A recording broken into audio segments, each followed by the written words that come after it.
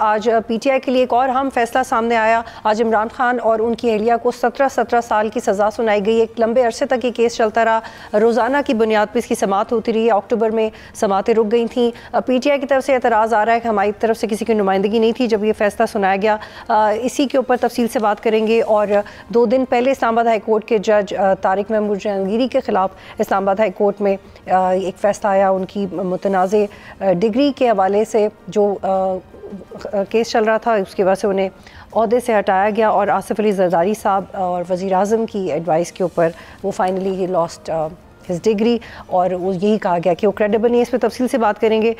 आबिद ज़ुबैरी साहब हमें ज्वाइन करें, माहिर कानून है, एडवोकेट मियां दाऊद साहब ज्वाइन करें। बहुत शुक्रिया आप दोनों का।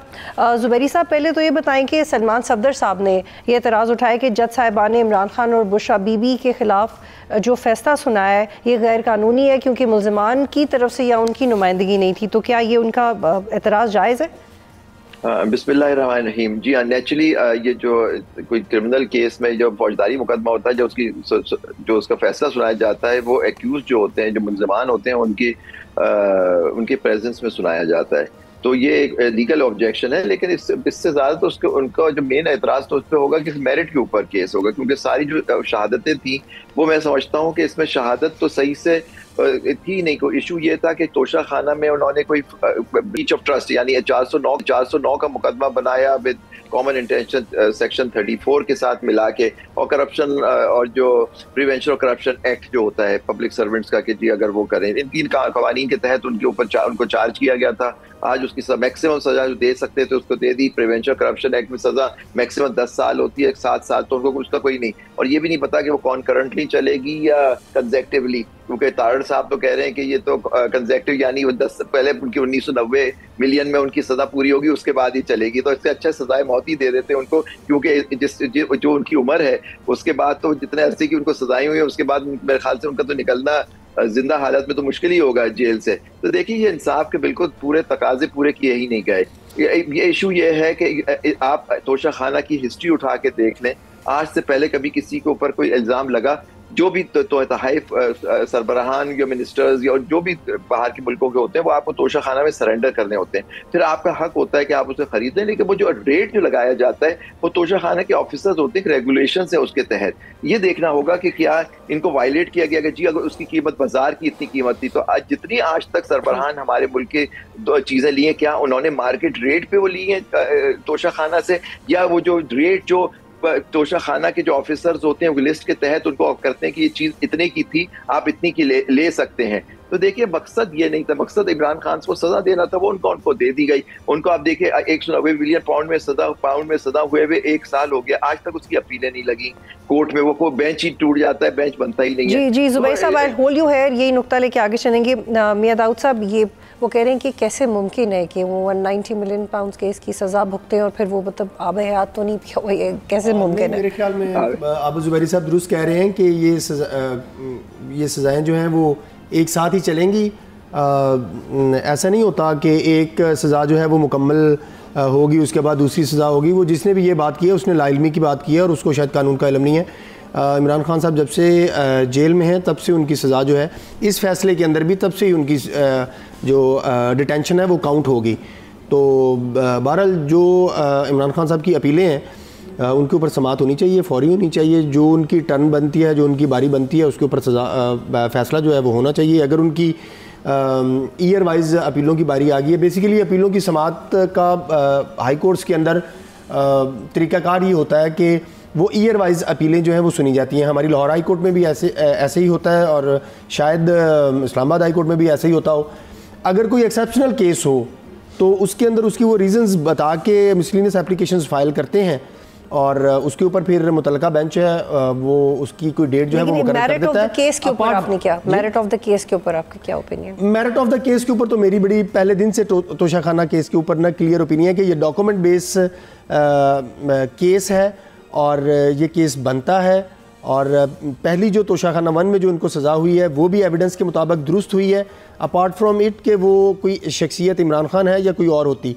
डॉक्यूमेंट बेस एविडेंस थी, उसी को थ्रैश करते हुए ट्रायल कोर्ट ने पिछली सज़ा दी थी और इस सज़ा को भी उन्होंने भी जो है वो डॉक्यूमेंट की बुनियाद के ऊपर जो है वो सज़ा दी है। अब्बास ज़ुबैरी साहब का ये फरमाना कि बाकियों को क्यों नहीं दी गई, ये बात दुरुस्त है, बाकियों को भी दी जानी चाहिए। जिसने भी ये जुर्म किया है, वो कोई भी है, A B C D, उन सबको सज़ा दी जानी चाहिए। लेकिन सबको सज़ा नहीं दी जा रही, इसका मतलब ये नहीं है कि इमरान खान साहब को सज़ा ना दी जाए। लेकिन ज़ुबैर साहब अब क्या ऑप्शन है इमरान खान के पास, वो अपीलें दायर करेंगे? देखिए, अपील का इख्तियार तो है उनके पास, लेकिन अपील भी उनको वहीं दाखिल करनी होगी इस्लामाबाद हाई कोर्ट में। लेकिन मैं ज़रा मियाँ साहब की एक बात की वजाहत, जो लाहौर हाई कोर्ट का इतना नहीं पता, ये वहाँ के वकील हैं तो ज़्यादा पता होगा मियाँ साहब को। लेकिन बात ये है कि देखिए अपील मेरिट पे चलना अलग बात होती है। वो ठीक आप फरमा रहे हैं कि वो अपने नंबर से आएगी या उसमें अर्जेंसी दे कोर्ट ग्रांट कर देता है। यहाँ बेंचेस बनती रही, उनकी अपील लगती रही, वो इसलिए थी वो सस्पेंशन। और देखिए जैसे आप सिविल सूट करते हैं उसमें स्टे की एप्लीकेशन फौरन लगती है, लेकिन मेरिट पे केस बाद में चलता है। तो ये सस्पेंशन ऑफ सेंटेंस की ये जो पूरे केस की अपील नहीं, अपील की सुनवाई के लिए नहीं लग रहा था केस, ये लग रहा था case for suspension of sentence 426 के तहत। तो वो उनका हक है, किसी भी मुल्जिम का हक होता है कि उसको सजा हो जाए कि उसको फौरन टेकअप करे, और कोर्ट लगाती रही। देखिए उनकी वो पिटीशन जो अपील है वो लगती रही फॉर एप्लीकेशन के लिए, वो सस्पेंशन ऑफ सेंटेंस, लेकिन कभी वो बेंच टूट जाता है या नहीं। तो ये सारी चीजें उनके पास अपील का हक है। जो इस 190 में हुआ है वही इधर भी होगा। मुझे तो उम्मीद नहीं है कि वो केस भी सस्पेंशन ऑफ सेंटेंस के लिए लगेगा। ठीक, दाऊद साहब ये कह रहे हैं जहांगीरी साहब के लॉयर्स कि मामला जाली डिग्री का नहीं था, बल्कि 4 दिहाइयाँ गुजरी और फिर उसके बाद डिग्री कैंसिल की गई। तो टाइमिंग काफ़ी कंट्रोवर्शियल है, जिसकी वजह से लगता है कि बाइस्ड है, क्वेश्चनेबल है। टाइमिंग का तो कानून से कोई लेना देना कोई नहीं। जहांगीरी साहब के वकला जो मीडिया के ऊपर और सोशल मीडिया के ऊपर फरमा रहे हैं ना, वो उन्होंने कभी भी अदालत में नहीं फरमाया। जहांगीरी साहब का सारा मुकदमा ना जाली डिग्री का ही है, LLB पार्ट 1 का, पार्ट 2 का है। वो अदालत के अंदर ना उन्होंने कोई बात की, ना इस तरह का कोई मौक़िफ़ लिया। बाहर मीडिया के ऊपर वो दबा कर मौक़िफ़ ले रहे हैं और चीज़ों को जो है वो एक्सप्लॉइट कर रहे हैं, एक दूसरा रंग देने की कोशिश कर रहे हैं। सादा सा केस था। LLB पार्ट 1 जहांगीरी साहब का बोगस था, उसके ऊपर एनरोलमेंट नंबर किसी और का लिखा हुआ है और गवर्नमेंट इस्लामिया कॉलेज लिखा हुआ है। गवर्नमेंट इस्लामिया कॉलेज के लिखने के अंदर भी टैंपरिंग है। उनका LLB पार्ट 2 के ऊपर एनरोलमेंट नंबर कुछ और लिखा हुआ है, उसके ऊपर गवर्नमेंट इस्लामिया कॉलेज जो है वो कुछ और लिखा हुआ है और उनका अपना नाम और वल्दियत कुछ और लिखी हुई है। इन 2 डॉक्यूमेंट्स की बुनियाद के ऊपर इन्होंने यूनिवर्सिटी से डिग्री हासिल की। यूनिवर्सिटी दुरुस्त कहती है कि उन्होंने वो डिग्री जारी की है। यहाँ तक ये मेरा केस नहीं है। मेरा केस ये है कि इस डिग्री की बुनियाद जाली है और कोवरंटों में हमने सिर्फ इतनी कानूनी तौर के ऊपर अदालत के पास सिर्फ इतना इख्तियार होता है कि उन्होंने उस क्वालिफ़िकेशन की बाबत ही उनसे पूछना है। और जहांगीरी साहब और उनके वकला जो हैं पहले दिन से, जुलाई 2024 से इस चीज़ की बाबत कोई बात नहीं कर रहे। हाँ, टेक्निकल एतराज़ात ले रहे हैं कि जी हमें रिकॉर्ड नहीं दिया गया, हालांकि ये बात भी फैक्चुअली इनकरेक्ट कर रहे हैं। सारा यूनिवर्सिटी का रिकॉर्ड इनके पास मौजूद था। तो ये 4-5 महीने पहले से सिंध हाई कोर्ट से स्टे लेकर बैठे हुए हैं। पटिशन का सारा रिकॉर्ड इन्होंने साथ लगाकर सितंबर में सुप्रीम कोर्ट के अंदर पटिशन फाइल की। लेकिन दाऊद साहब इसमें ये थोड़ा प्रोसीजरल है, आप सीनियर लॉयर, तो इसमें यूनिवर्सिटी का जो स्टेक है वो भी एड्रेस होना चाहिए था कि यूनिवर्सिटी की तरफ से क्या गलती हुई है या इनका मौक़िफ़ लिया जाना चाहिए था डायरेक्ट। देखिए, वो यूनिवर्सिटी के जितने भी लोग उस वक्त के मुलव्वस थे उन सबको उल्टा लटका दें, मेरा उससे क्या लेना देना। मेरा तो जो वकील का कोड ऑफ कंडक्ट है, legal practitioners and bar council rule 165, उसके तहत मैंने तो सिर्फ अपने अदारे के अंदर शफाफियत के लिए, करप्शन के लिए, बेहतरी के लिए जो है वो आवाज़ उठानी है और हमेशा आवाज़ उठानी है। मैं माजी के अंदर भी जजेस की तैनाती का जो तरीक़ाकार था उसकी शफाफियत के ऊपर और उसके गैर मयारी होने के ऊपर सवाल उठाता रहा हूँ। आज 27वीं तरमीम के बाद भी मैं ये समझता हूँ कि जो जजेस की अपॉइंटमेंट का तरीक़ाकार है वो गैर शफाफ है, गैर मयारी है। ठीक, ज़ुबैर साहब इस फैसले पे तनकीद हो रही है और ये भी कहा जा रहा है कि इस्लामाबाद हाई कोर्ट के डोमेन में नहीं आता, बल्कि आर्टिकल 209 के तहत सुप्रीम जुडिशल काउंसिल का केस था, और जो कि नॉर्मली ये सेंस किया जाता है कि किसी भी जज का ट्रायल हो या कोई सवाल हो तो वो सुप्रीम जुडिशल काउंसिल के दायरे इख्तियार में। आपका इसके ऊपर क्या मौक़िफ़ है? देखिए, ये जितना मियाँ साहब समझते हैं इस केस को या दूसरे साइड के वकला, उतना मुझे इसकी इल्म नहीं है। लेकिन मैं 2-3 चीजें जानना चाहता हूँ ये इनके बाबत से। देखिए, सबसे बड़ी बात यह है कि पटिशन जो होती है उसके अंदर शहादत नहीं ली जाती। अब मियाँ साहब फरमा रहे हैं कि ये जो उन्होंने 2 बातें की कि जी वो रोल नंबर किसी और का लिखा हुआ था, और ये इंफॉर्मेशन पहली बात है इनके पास आई कहाँ से, नंबर 1। और ये 40 साल पुराना इशू है। ये नेचुरल डिग्रीज 80s में की थी मैंने सुना है, तो ये रिकॉर्ड कहाँ से आया, नंबर 1। और ये रिकॉर्ड कैसे कंफर्म हुआ कि ये इन्हीं का रिकॉर्ड था? देखिए, 209 में जाना चाहिए था कि ये कंप्लेंट वहां भी फाइल कर सकते थे, क्योंकि कोई भी कर सकता है कंप्लेंट किसी जज के खिलाफ। लेकिन ये जो बात कह रहे हैं को वारंट हो सकती है, बिल्कुल। जैसे फर्ज करें उम्र है जज की 40 साल के अपॉइंट होने की, एक 35 साल के आदमी को आप जज बना देते हैं हाई कोर्ट, तो ही इज नॉट क्वालिफाइड पर as per the constitution, he is, तो उसमें को वारंट बिल्कुल बनती है। इसमें कोई दो राय नहीं है कि अगर कोई गलत आदमी है या क्वालिफाइड आदमी नहीं है और वो जज बना दिया जाता है, तो या कोई भी किसी डिपार्टमेंट में कोई हेड कोई अपॉइंटमेंट हो जाता है, आप को वारंटों में चैलेंज कर सकते हैं पटिशन में। ये बिल्कुल सही बात है, और इसमें जजमेंट भी है, सुप्रीम कोर्ट की जजमेंट है, एक जज के ऊपर भी हो सकती है को वारंटो, इसमें कोई वो नहीं है। लेकिन इशू यहाँ ये है कि 40 साल पुराना रिकॉर्ड, अब ये अगर वहां जाता 209 में तो वहां एविडेंस आती, यूनिवर्सिटी के लोग आते, उन पे जरा होती, उसके बाद जाके होता और फिर ये केस बनता कि अगर ये वाकई इनकी डिग्री, देखिए डिग्री जो जजमेंट आई है, मियाँ साहब कह रहे हैं कि ये फेक डिग्री का केस है, लेकिन जो डिग्री जो जजमेंट हमने पढ़ी और अखबार में पढ़ा, ये बेहतर बता सकेंगे, उसमें लिखा इनवैलिड डिग्री। अब मैंने ये पहली दफा ये जिंदगी में सुन रहा हूँ कि इनवैलिड डिग्री, या तो डिग्री जाली है या डिग्री सही है, लेकिन ये और इसमें एक और चीज भी ऐड कर ली इन्हीं के सवाल के साथ कि वो डिप्टी प्रोसिक्यूटर जनरल नैब रहे हैं दाऊद साहब, वो डिप्टी अटॉर्नी जनरल रहे हैं इस्लामाबाद हाई कोर्ट, लेकिन आप देखिए वो डिप्टी अटॉर्नी जनरल है, एडवोकेट जनरल भी रहे, और उसके बाद ये जज भी बन गए। तो ये सारे दो पे सारी आप बताए सारी इन्वेस्टिगेशन होती है। जी मियां साहब। आबिद भाई, हुआ ये कि ये इंफॉर्मेशन हमारे पास इस तरीके से पहुंची कि 6 जुलाई को डॉन के अंदर इसकी बड़ी डिटेल स्टोरी छपी थी। वो उस खबर अखबारी तराशे की बुनियाद के ऊपर मैंने को वारंटो फाइल की, और जो लेटर्स थे सर्टिफिकेट से एलबी पार्ट 1 के पार्ट 2 के, वो साथ ले गए थे। और जो वो जीरा वाली बात है, वो देखे ना, मलक असद अली केस के अंदर उन्होंने बड़े वाज़ह तौर के ऊपर लिख दिया पैराग्राफ 81 के अंदर कि रिट ऑफ को वारंटो मेंटेनेबल है। मैंने कहा ना, हो सकती है आप भी थे उस केस में मौजूद थे जब ये आपने भी वहां एग्री किया था। जी हाँ जी, कोर्ट ने कहा कि क्या उसे कहते हैं कि अब हाई कोर्ट ने क्या कहा कि जो मुतल्लिका ऑफिसर हैं, रजिस्ट्रार आए थे, उनके साथ उन्होंने डॉक्यूमेंट की स्क्रूटनी की, वो 2007 SCMR 97 की रोशनी में उन्होंने स्क्रूटनी करके उनको कर दिया। ये जो इनवैलिड वाली बात है ना, जो मीडिया की जुबान है और दूसरों की जुबान है, उसमें आम सादा जुबान के अंदर इसको जाली डिग्री एट्रीब्यूट किया जा रहा है, लेकिन कानून की जुबान में वो इनवैलिड और वैलिड ही लिखा जाता है यूनिवर्सिटी रूल्स के मुताबिक। सिर्फ एक सवाल करने का मौका दीजिएगा जुबैरी साहब कि ये इतने मरहलों पे वेरिफिकेशन हुई, इतने ओहदों पे रहे हैं, तो फिर वेरिफिकेशन कैसे बच गए? अनफॉर्चुनेट है। आबू जुबैरी साहब मेरे बड़े हैं, मुझसे ये एग्री करेंगे कि पाकिस्तान के अंदर जजेस की अपॉइंटमेंट का तरीकाकार आप इतना गैर शफाफ है, इतना गैर शफाफ है कि खुदा की पनाह ये नहीं पता चलने देते कि किसको जज बनाना है, किसको नहीं बनाता, ये नहीं वेरिफिकेशन करते।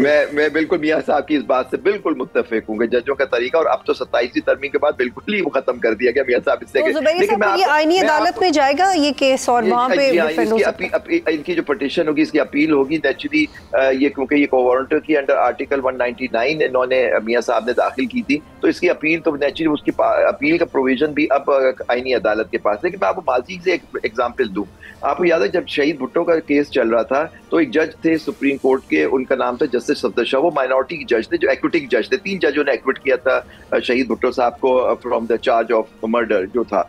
तो बाद में वो बैरिस्टर एट लॉ रहे थे, इंग्लैंड से पढ़े हुए थे, बैरिस्टर की डिग्री थी, ज़िया साहब का जमाना था, उन पर इल्जाम लगा उनकी मैट्रिक की डिग्री जाली है। इतना उस पर किया, उन्होंने कहा ये सारी जज ही नहीं हो सकता, कि उनको वो पाकिस्तान से उनको भागना पड़ा, वो अफगानिस्तान के जरिए से अपनी जान बचा के यहाँ से निकले थे जस्टिस सफदर शाह।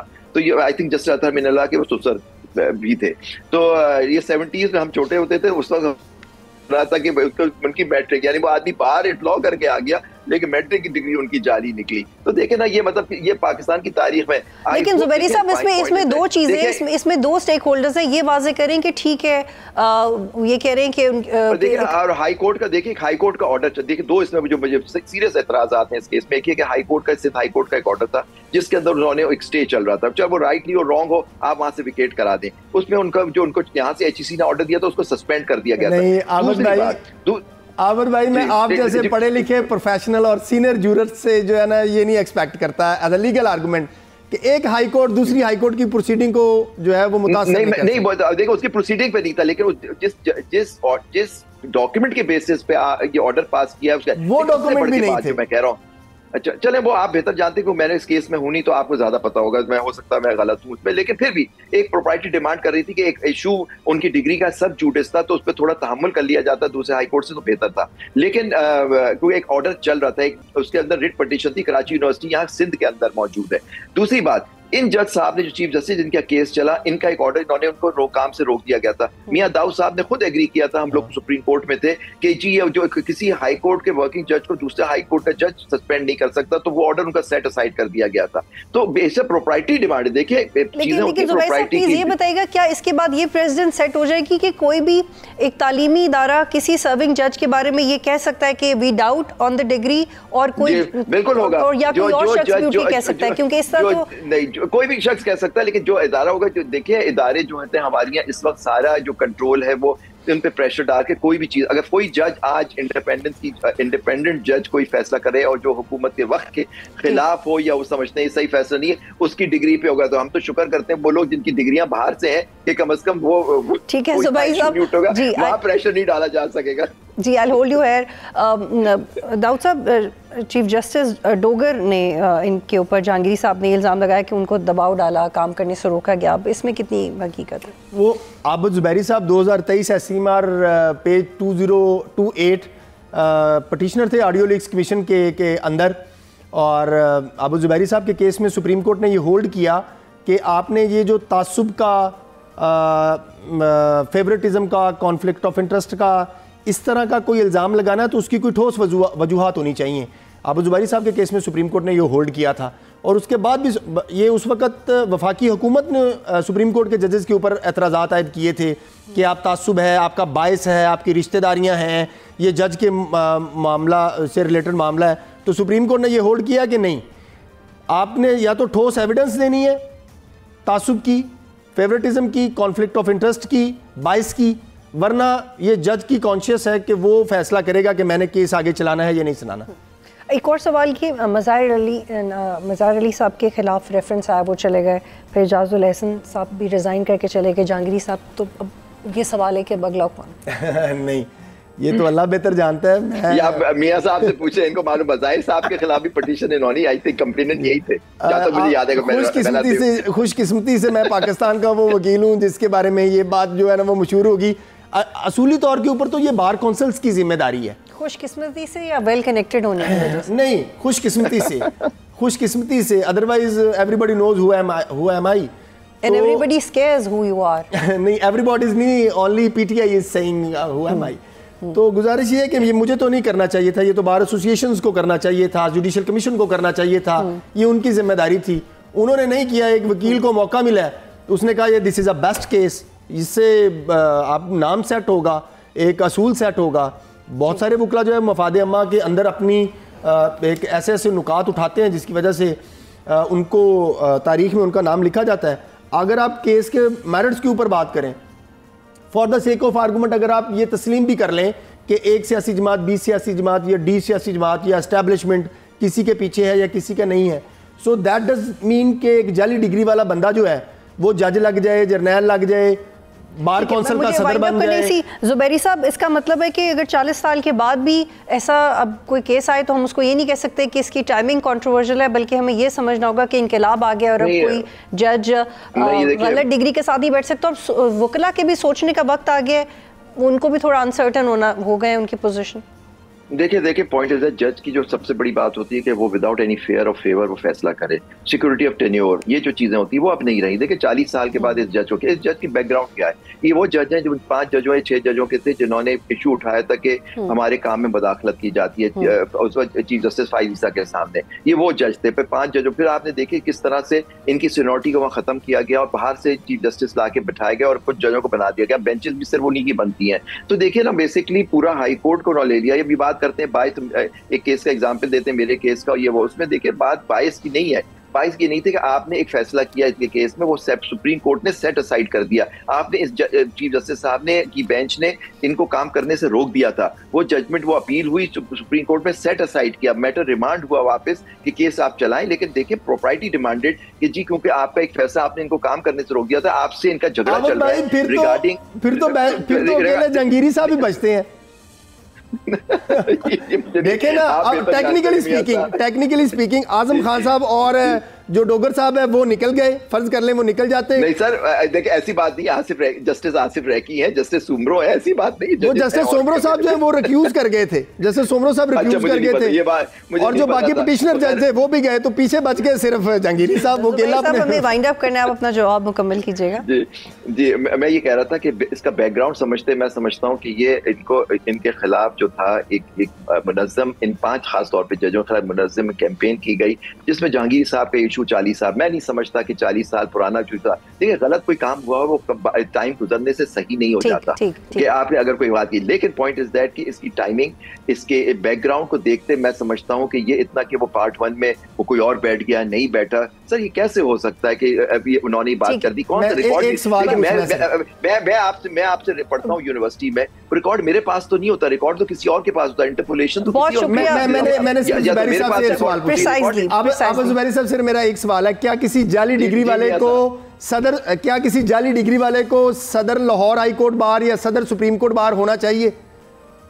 उसी साल जब उनकी डिग्री वो करें, और अगले साल 40 साल के बाद नहीं, शायद ये सवाल है। बहुत शुक्रिया आप दोनों का ज्वाइन करने के लिए। सब्सक्राइब करें और बेल दबाएं ताकि कोई खबर रह न जाए।